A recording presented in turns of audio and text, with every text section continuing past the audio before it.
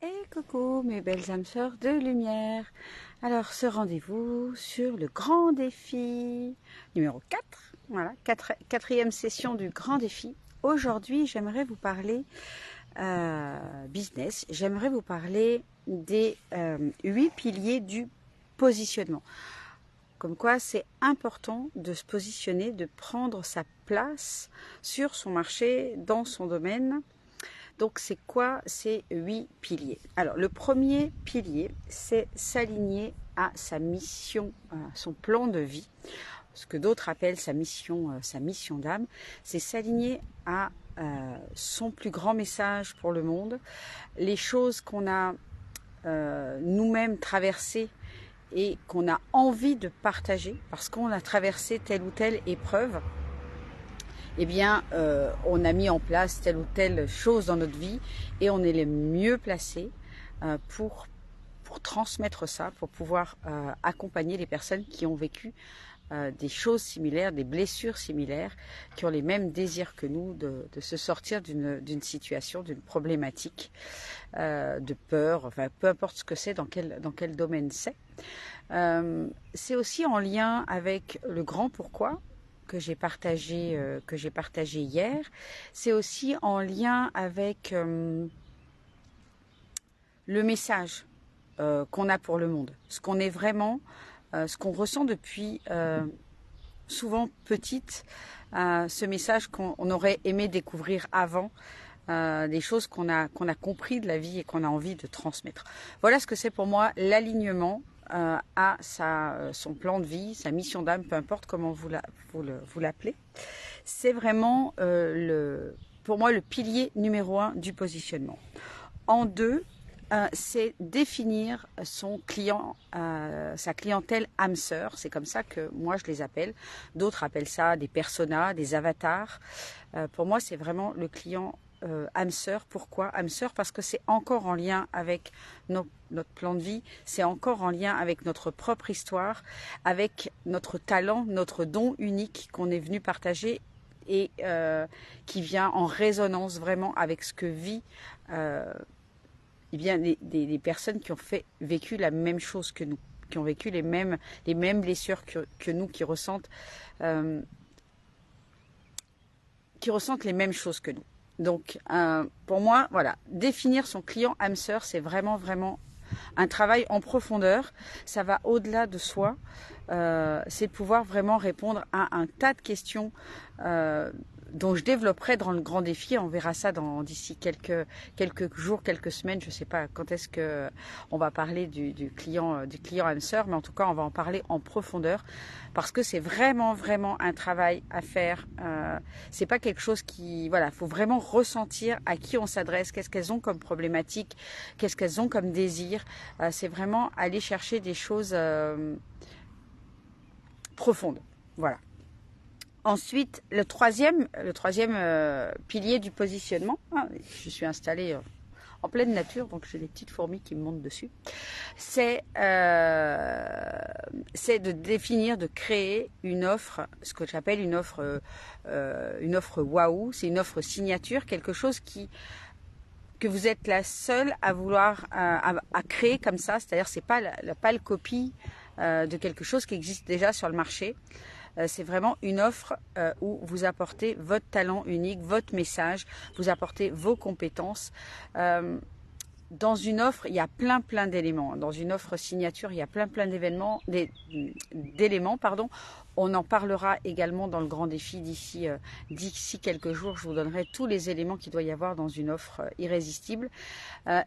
Pour moi, une offre signature, c'est aussi et avant tout un accompagnement, une offre qui permet à nos clients d'aller de A à Z.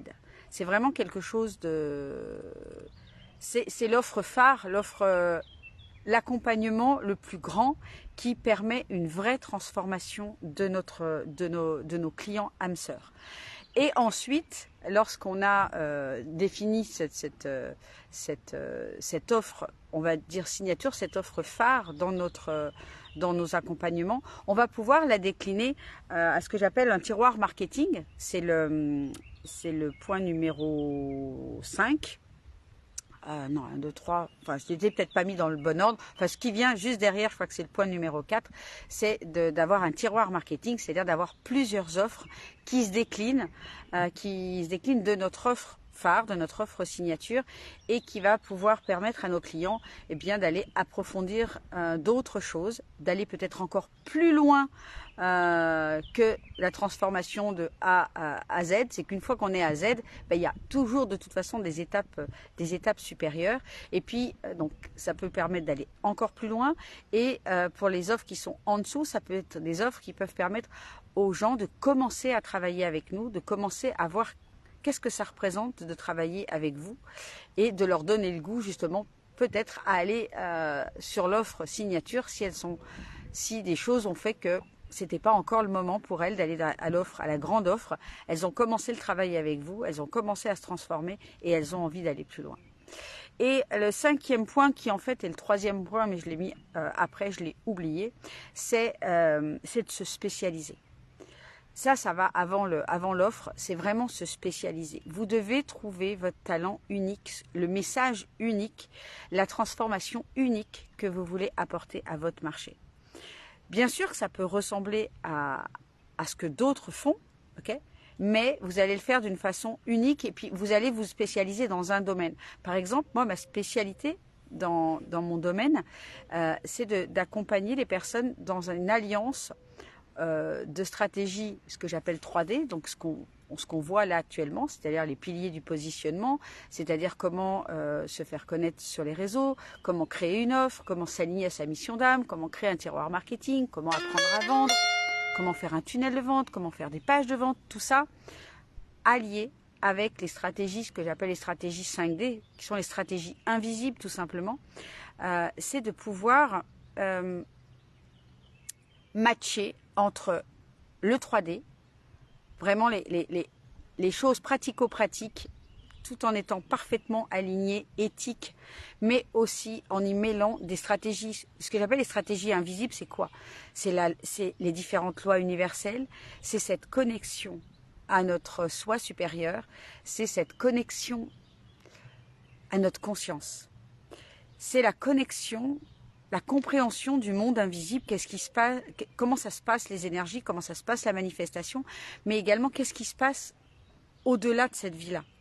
Qu'est-ce qui se passe quand on passe de l'autre côté, quand on perd son corps et qu'on ascensionne? Oh, les petites fourmis qui m'embêtent.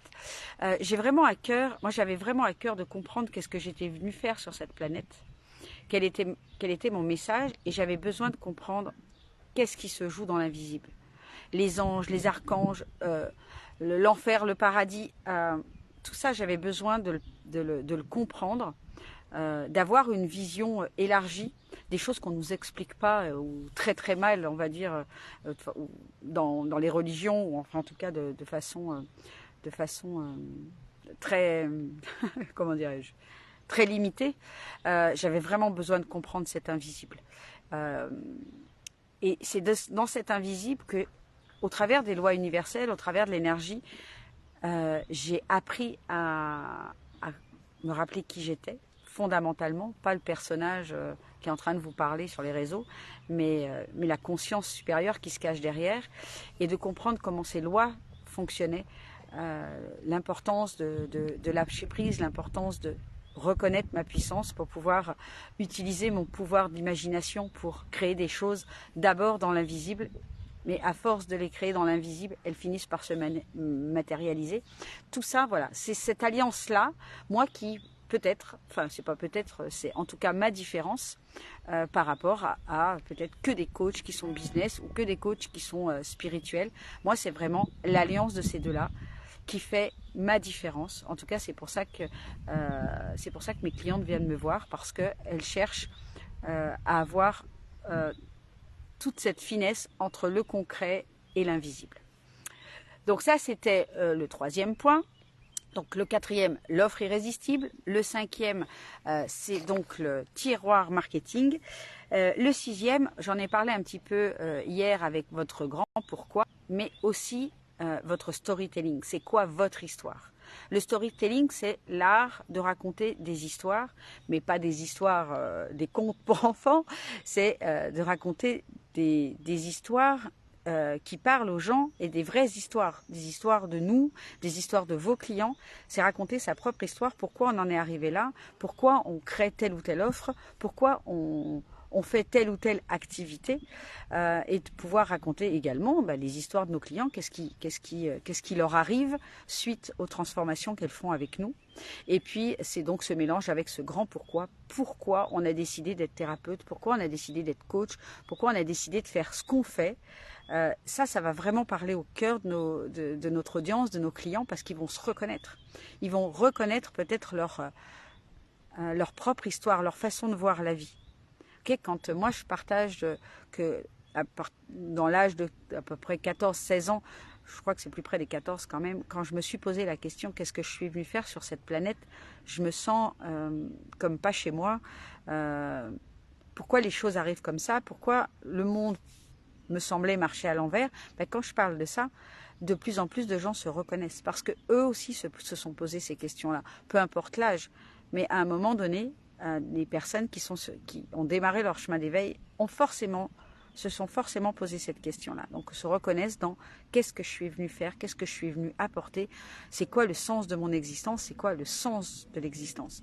Moi j'avais vraiment à cœur de trouver ça et je l'ai trouvé dans la réalisation de ce que je pouvais donner au monde dans ma vie professionnelle. C'est également dans